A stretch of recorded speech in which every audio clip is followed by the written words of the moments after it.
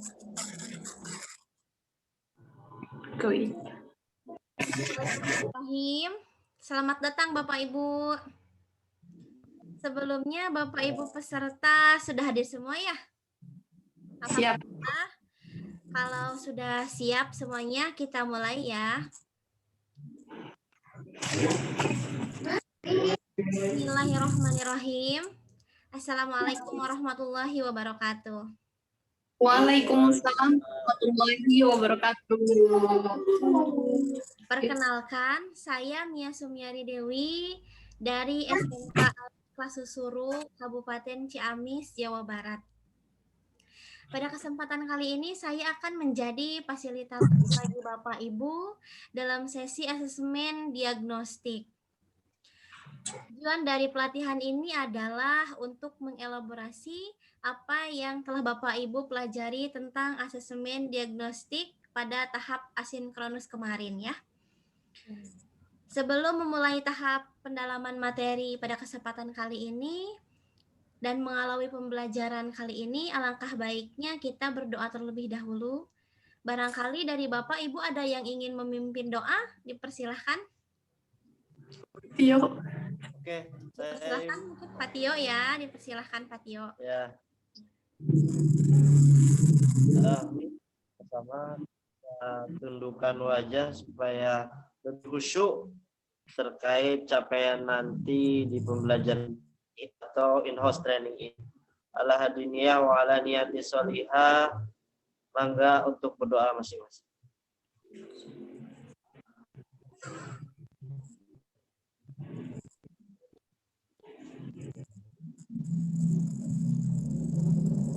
Ya, amin ya rabbal alamin.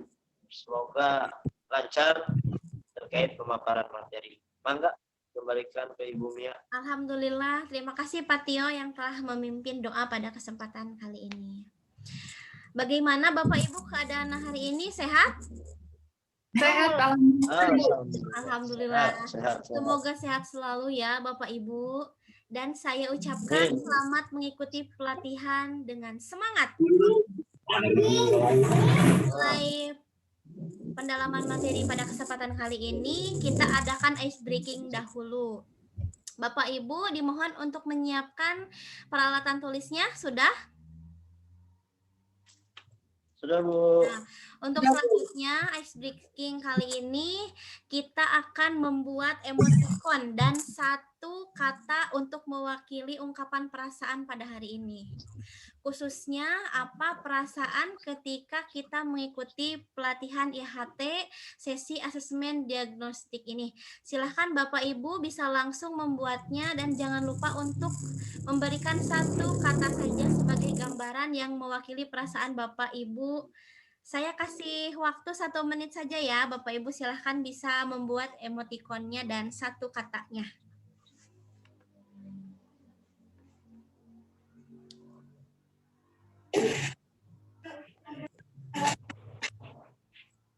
Sepertinya Ibu Citra terlempar ya. Gangguan sinyal. Sepertinya, Bu. Kalau yang sudah bisa di raise hand.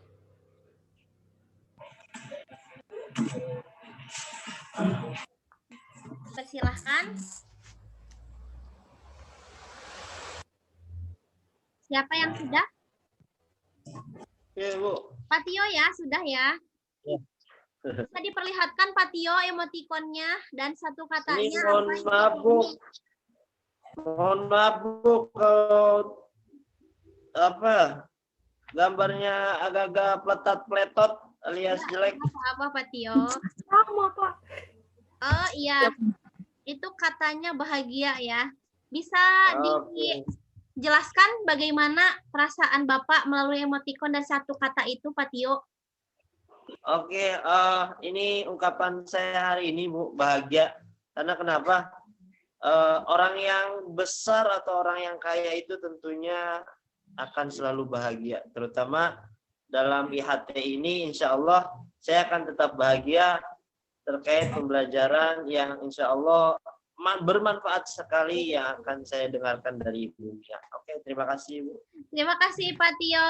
Bagus sekali ungkapannya, selalu berbahagia dan Sama-sama. melakukan aktivitas apalagi mencari ilmu ya Pak Tio. Yang lainnya barangkali Bu Tio Aku, Bu. dan Bu Citra, Bu Tio dulu ya. Silahkan Bu Tio. Mohon maaf, di sini banyak ada juga tulisannya. Aku gambar emoticon orang pakai kacamata tapi kayak ketawa, nggak ketawa juga sih, senyum ya Bu ya. Iya. Iya kan Bu? Iya Bu, iya kelihatan Bu. Katanya apa itu Bu, belum kelihatan? Semangat.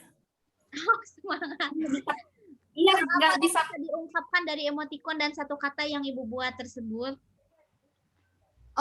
Terima kasih sebelumnya telah memberikan waktu kepada Ibu Mia. Kalau saya sendiri selama 9 hari mengikuti pembelajaran yang baru juga ya.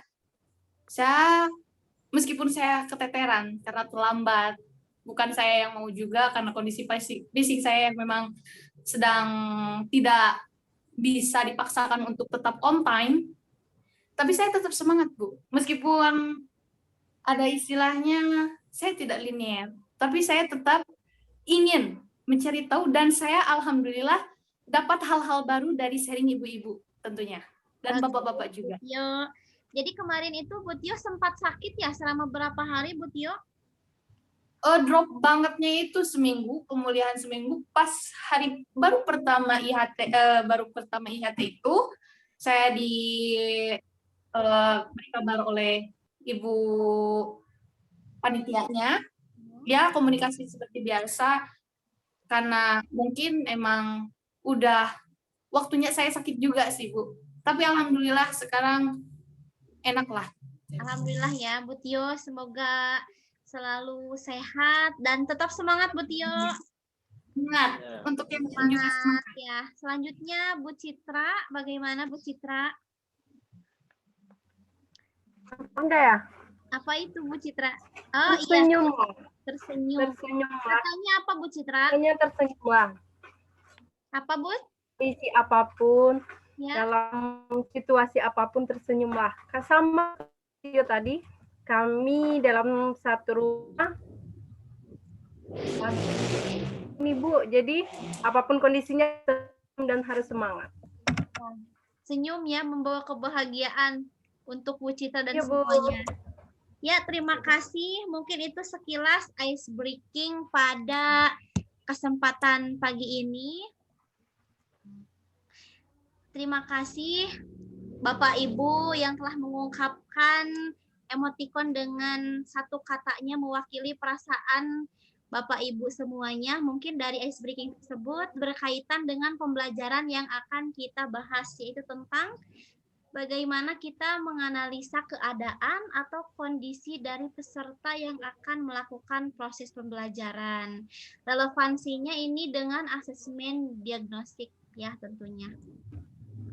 Sebelum kita lebih ke pendalaman materi, di sini saya sudah menyiapkan pertanyaan reflektif untuk Bapak Ibu yang bisa dijawab. Silahkan Bapak Ibu untuk menyiapkan kembali alat tulisnya dan tulis pertanyaan dari saya. Pertanyaannya adalah, bagaimana Bapak Ibu selama ini melakukan asesmen diagnostik? Saya ulangi ya pertanyaannya. Bagaimana Bapak Ibu selama ini melakukan asesmen diagnostik?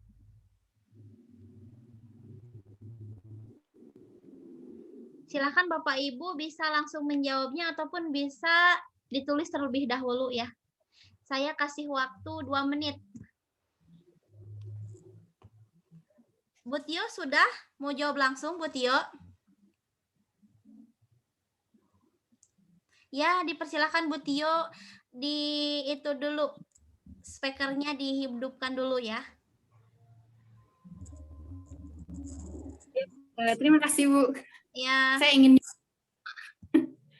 semangat Untuk- Bu Tio. untuk cara saya berarti ya Bu, bagaimana proses saya ketika memberikan asesmen diagnostik. Asesmen itu kan penilaian ya, dari suatu pembelajaran. dari materi sebelumnya, capaian pembelajaran memang dibutuhkan penilaian. Untuk penilaian diagnostik itu lebih ke mendiagnosa berarti ya Bu, lebih ke ada penilaian proses pembelajaran untuk mengetahui model apa yang harus diterapkan agar peserta didik balik lagi yang tadi bisa belajar dengan menyenangkan. Diproses ya Bu, bisa diproses pembelajaran untuk caranya dengan cara mendekati siswa. Apa sih? Kenapa sih? Terus kenapa ketika pembelajaran saya Anda tidak suka atau misalkan Anda malah tidur gitu kan? Kalau di proses pembelajaran kita bisa berkomunikasi secara langsung. Misalkan mungkin kalau misalkan kita mencari tahu gejalanya apa, pasti kita akan tahu, oh mungkin anak ABCD gitu ya. Oh mungkin kendalanya ini itu gitu tak. Itu dari penilaian yang dilakukan dari proses pembelajaran. Kalau untuk yang kedua bisa dilakukan dari penilaian akhir Bu. Jadi dilakukan di penilaian akhir pembelajaran. Kalau Ibu? Ya, terima kasih Bu Tio. Jadi yang Ibu ungkapkan ini mengenai asesmen diagnostik, Ibu melakukannya dengan cara melakukan pendekatan terhadap peserta didik ya Bu ya. Apakah selama ini ada yang telah asesmen diagnostik yang telah Ibu lakukan ini ada yang menarik tidak menurut Ibu mengenai peserta didik Ibu? Ada Bu, kebetulan saya wali kelas ya Bu, dan wali kelas teknik bisnis sepeda motor, semua laki-laki. Ya. Nah, ternyata belajar dengan peserta didik perempuan dan pria itu berbeda sekali, sangat berbeda. Nah, saya melihat dari kurun waktu awal masuk sekolah sampai ujian, ada siswa yang memang tidak melakukan tatap maya atau daring gitu kan Bu. Memang posisi saat ini kan pandemi ya. Saya telepon, nggak dijawab. Saya WhatsApp, nggak dibalas. Ternyata dia tiba-tiba memberanikan diri. Mohon maaf Bu, saya mau keluar aja, katanya.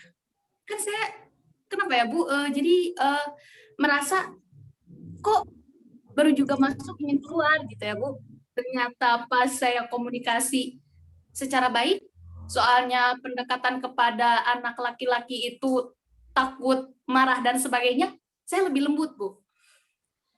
Tadinya dia nggak mau berbicara, dan ternyata orang tuanya itu pisah Bu. Pisah. Orang tuanya pisah, dia tinggal tidak dengan ayah atau ibunya, tapi dia tinggal di rumah neneknya. Nah, dan ternyata di rumah neneknya itu pun dibiayai oleh bibinya. Kompleks sekali Bu, rumit. Bahkan pas saya mencoba bertemu, ternyata pihak orang tua dari anak saya itu telah mengungkapkan segalanya dari awal sampai akhir. Dia bekerja di luar jam sekolah, terus dia cari makan sendiri karena malu sama bibinya. Ternyata neneknya pun dikasih gitu kan. Jadi saya tuh di sana, ya Allah sampai segininya gitu ya Bu.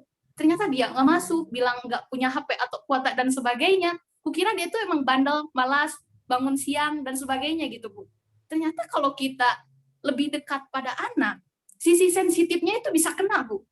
Bahkan kita lebih tahu, oh ternyata begitu. Dan saya bisa menjelaskan kepada guru-guru yang lain kalau misalkan dia tidak mengikuti daring, tidak mengerjakan tugas, tidak mengerjakan UAS ataupun telat dan sebagainya, begitu Bu. Dan alhamdulillah dia bertahan sampai sekarang. Alhamdulillah. Berarti itu juga dari semangat Ibu Tio yang dari prosesnya melakukan pendekatan sehingga anaknya dapat melanjutkan sekolah ya. Terima kasih Ibu Tio. Sesuatu yang sangat mengharukan sekali ketika Ibu Tio melakukan pendekatan terhadap peserta didiknya dan menemukan fakta bahwa anak didik tersebut memiliki kondisi yang seperti itu ya Bu Tio ya. Dilanjutkan mungkin kepada pendapat yang lain, Bu Citra dulu apa Pak Tio dulu nih? Silakan, Mangga. Ya, Citra. baiklah saya akan menjawab di sini. Bagaimana cara saya menganalisis asesmen? Yang pertama, saya menganalisisnya dari kognitif, di mana peserta didik yang tinggal pada mata pelajaran tertentu, saya memberikannya tugas. Tetapi apabila anak itu melakukan tugas, masih nilainya di bawah KKM, maka saya akan memberikannya. Begitu juga bagi siswa dikategorikan tidak tuntas. Setelah mengadakan ulangan, anak itu tidak tuntas, jadi saya memberi pengayaan kembali. Untuk yang kedua, saya melakukannya dengan asesmen non-kognitif. Di sini kami memberikan tugas, yaitu tugas dari rumah, seperti PR. Tetapi sayangnya, ini di sekolah saya saja ya Bu, anak-anak lebih mementingkan mengerjakan PR di sekolah daripada di rumah. Padahal tugasnya kita sudah tahu kalau dia harus mengerjakan tugas itu di rumah. Tetapi itulah zaman sekarang. Terlebih lagi di sekolah saya, Bu, anak-anak lebih cepat datangnya. Masuk jam 7.15, jam 6 itu sudah ada anak dia di sekolah untuk mengerjakan tugas. Jadi kami menganalisisnya dari dua, yaitu dengan kognitif dan non-kognitif. Gitu, Bu. Ya, terima kasih Bu Citra. Jadi dari pendekatan yang Ibu lakukan terhadap peserta didiknya, berarti Ibu mengetahui bahwa peserta didik Ibu itu lebih semangat kalau misalnya mengerjakan tugas di rumah, mengerjakan tugas di sekolah daripada di rumah. Ya, semoga pandemi ini cepat membaik dan kita melaksanakan pembelajaran secara tatap muka ya. Amin ya Allah. Amin ya Allah. Amin. Untuk yang selanjutnya mungkin ini Pak Tio bisa memberikan pemaparannya. Terkait pengertian dan penilaian asesmen diagnostik ini, tentunya pengertian dari diagnostik ini adalah sebuah dalam arti di sini seorang pendidik menggali ataupun mencari tahu di mana kelemahan dan kelebihan dari peserta didik. Yang pertama saya gali itu yaitu kelemahannya, di mana seorang peserta didik kok nilainya jelek sekali ya, dalam artian kurang bagus, dalam artian di sini tidak ada peningkatan.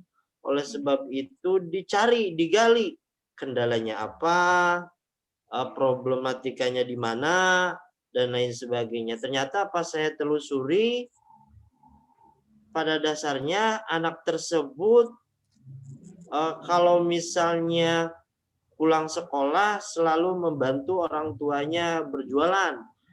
Contoh kayak berjualan kayak keripik kayak gitu Bu, di pinggir jalan dan lain sebagainya. Sehingga pada dasarnya anak tersebut kalau nyampe rumah boro-boro buat belajar. Nyampe ke rumah dalam keadaan utuh dan lain sebagainya juga sudah mendingan. Karena kenapa? Sampai rumah juga badan lusuh, kadang jualan nggak laku, kadang mungkin kendalanya di jalan raya mungkin kayak asongan gitu Bu, kayak di pinggir jalan tol. Dia ternyata membuat asongan di sebelum pinggir raya jalan tol tuh kadang ya mungkin kendalanya diserempet mobil dan lain sebagainya. Nyata dari sebab itu saya harus menggali potensi anak tersebut terkait tentang di luarnya itu ternyata bukan malas sebetulnya, karena emang tidak punya waktu dan tidak punya kesempatan dalam hal artian waktunya hanya dipakai untuk istirahat. Dari asesmen diagnostik ini saya ketahui anak di sini diberikan kelonggaran dalam artian tidak mesti harus kita samakan tentunya anak ini dengan peserta didik lain. Terkait nilai memang bobotnya sama, cuman kita harus sama-sama melihat kebaikannya, dia doa dan jadi menurut saya paham di sini adalah kita tahu karakter anak, diagnostik di sini ya Bu, kita tahu karakter anak, kita menilai anak tidak berdasarkan akademiknya saja, tapi berdasarkan apa yang dia miliki, potensi apa yang dia miliki, sehingga kita tidak menitik beratkan nilai yang bagus, tapi kita juga menitik beratkan penilaian karakter, budi pekerti, dan lain sebagainya sesuai dengan penilaian Pancasila ini, Ibu ya. Sudah. Luar Itu biasa aja Pak penjelasan Tio. dari saya. Mohon maaf Ya. kepanjangan. Alhamdulillah Pak Tio luar biasa sekali dalam proses pendekatan terhadap peserta didiknya. Semoga peserta didik kita itu bisa atau mampu menjalankan mencapai tahap pembelajaran dengan sebaik-baiknya meskipun kondisi atau latar belakangnya dengan sedemikian rupa yang telah Bapak Ibu paparkan ya. Alhamdulillah, terima kasih Bapak Ibu sangat luar biasa sekali. Untuk selanjutnya sejenak kita akan melihat tayangan video untuk lebih memberikan gambaran tentang asesmen diagnostik tersebut. Saya share screen dulu videonya. Mangga Bu.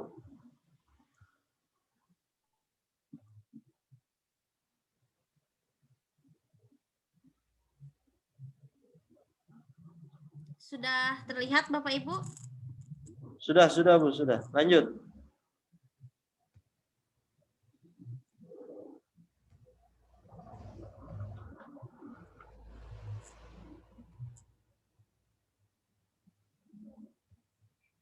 Jelas Bapak Ibu?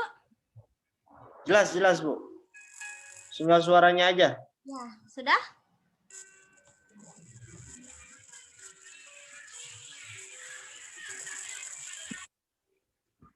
Pandemi COVID-19 telah mengubah dunia pendidikan di Indonesia. Bu, mohon maaf suaranya. Bu, Ya, Serta kondisi wilayah. ya Bu. jelas Bu. Ya Bu. Mohon maaf suaranya nggak jelas. Oh, suaranya belum jelas. Ya. Kita lihatnya ke teksnya ya Bu ya. Oke, siap. Saya coba. Barangkali di sini ada pengaturan.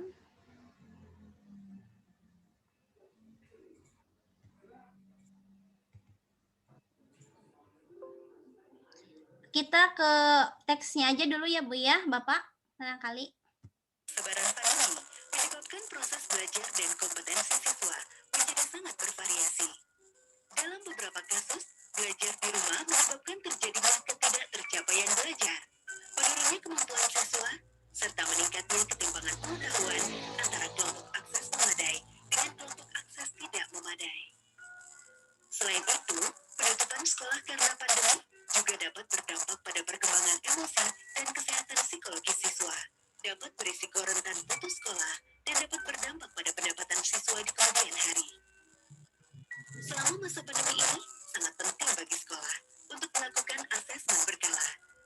Tujuannya untuk mendiagnosis dampak pandemi terhadap perkembangan kognitif dan non-kognitif siswa. Kepala sekolah bertanggung jawab memastikan asesmen dilakukan di semua kelas secara berkala pada awal pembelajaran. Mari kita lihat apa saja yang dapat dilakukan para guru dalam kegiatan asesmen ini. Para guru melakukan asesmen non-kognitif untuk mengetahui kesejahteraan psikologi dan sosial emosional siswa, aktivitas selama belajar dari rumah, dan kondisi keluarga siswa. Untuk melaksanakan asesmen non-kognitif ini, para guru dapat menyiapkan alat bantu berupa gambar ekspresi emosi dan daftar pertanyaan kunci, seperti apa saja aktivitas kamu selama belajar dari rumah? Hal apa yang paling menyenangkan dan tidak menyenangkan? Apa harapan kamu? Selanjutnya, guru memberikan gambar ekspresi emosi kepada siswa, meminta mereka untuk mengekspresikan perasaan mereka selama belajar dari rumah dengan cara bercerita, melalui tulisan atau gambar, serta mengidentifikasi siswa-siswa yang memilih ekspresi emosi negatif. Pada minggu pertama, guru mengajak siswa-siswa yang teridentifikasi menceritakan kondisi emosi negatif untuk berbicara empat mata. Lalu, guru mengidentifikasi siswa-siswa yang memiliki tantangan, berdiskusi dengan dewan guru dan untuk menentukan langkah tindak lanjut dan menindaklanjuti dengan siswa dan orang tua bila diperlukan. Berikutnya, para guru melaksanakan asesmen kognitif. Hal ini dilakukan untuk mengidentifikasi capaian kompetensi siswa, menyesuaikan pembelajaran di kelas dengan kompetensi rata-rata siswa, dan memberikan kelas remedial atau pelajaran tambahan kepada siswa yang kompetensinya di bawah rata-rata. Sebagai langkah persiapan asesmen kognitif, guru membuat jadwal pelaksanaan asesmen dan mempersiapkan materi berupa soal-soal sesuai panduan yang disediakan oleh Kementerian Pendidikan dan Kebudayaan. Kemudian, guru akan memberikan soal kepada semua siswa di kelas dan melakukan diagnosis. Berdasarkan hasil diagnosis asesmen ini, guru akan membagi siswa menjadi 3 kelompok untuk pelaksanaan pembelajaran dengan pendekatan yang berbeda.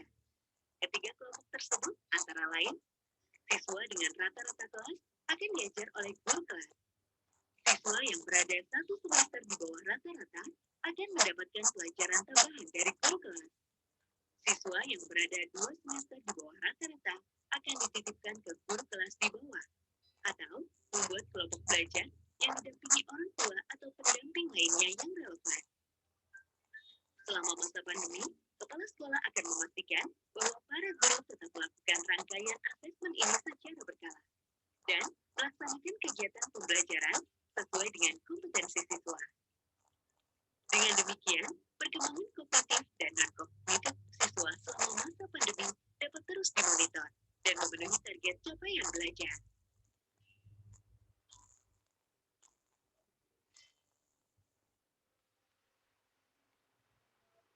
Alhamdulillah Bapak Ibu telah kita saksikan bersama tayangan video mengenai asesmen diagnostik. Barangkali Bapak Ibu ada yang mau menyampaikan tanggapan, dipersilahkan. Bisa raise hand.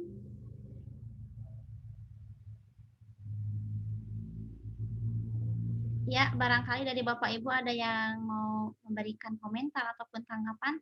Ya, Bu Tio, dipersilahkan Bu Tio. Terima kasih Bu. Berarti betul ya Bu, diagnosis itu lebih ke apa ya, fokus gitu ke pendekatan anaknya dulu gitu ya. Jadi tadi saya menyimak nanti guru juga bisa dibagi 3 kelompok siswa gitu ya. Mungkin dari beberapa hal siswa mana yang termasuk kelompok A, kelompok B, dan kelompok C. Begitupun bisa meringankan guru mata pelajaran yang mengganggu di kelas tersebut. Dan mohon maaf Bu, udah azan Bu. Kayaknya saya mau izin dulu sebentar. Ya. Boleh Bu? Sedikit lagi Bu Tio, nanti setelah ini ada kesimpulan dan kita akhiri pertemuan. Oke, siap.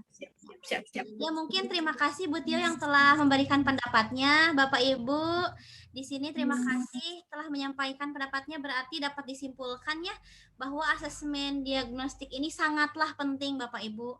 Karena dengan melakukan asesmen diagnostik ini Bapak Ibu mendapatkan gambaran keadaan kondisi peserta didiknya, sehingga Bapak Ibu dapat menyesuaikan materi pembelajaran dengan kemampuan siswa, seperti itu ya. Mungkin itu yang dapat kita bahas mengenai asesmen diagnostik. Untuk selanjutnya Bapak Ibu akan mempelajari asesmen formatif dan sumatif pada sesi asinkronus untuk hari yang berikutnya. Terima kasih Bapak Ibu semua. Semoga sehat selalu. Kita akhiri pembelajaran hari ini dengan mengucapkan hamdalah bersama-sama. Alhamdulillahirabbil alamin. Ditutup wabillahi taufiq wal hidayah. Wassalamualaikum warahmatullahi wabarakatuh.